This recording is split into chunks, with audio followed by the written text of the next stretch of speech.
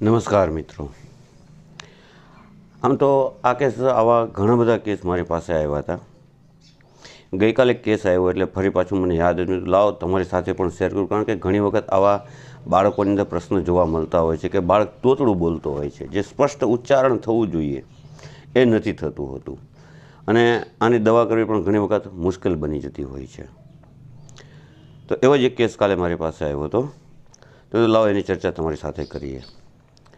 આમળા, આપણે ત્રિફળા બેહડા, હરડી બેહડા અને આમળા, ત્રિફળા ચૂર્ણમાં જે આમળા આવે છે એ આમળાનું ચૂર્ણ જો દેશી ગાય એટલે દેશી ગાય સમજવાની હંમેશા, ગાયના ઘીની અંદર મિક્સ કરી અને જો ચટાડવામાં આવે છે તો ધીમે ધીમે આ એનું તોતડાપણું જે હોય છે એ દૂર થાય છે।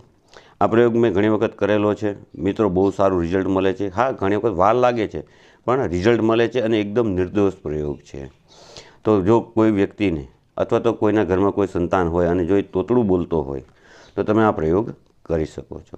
જય ધન્વંતરી।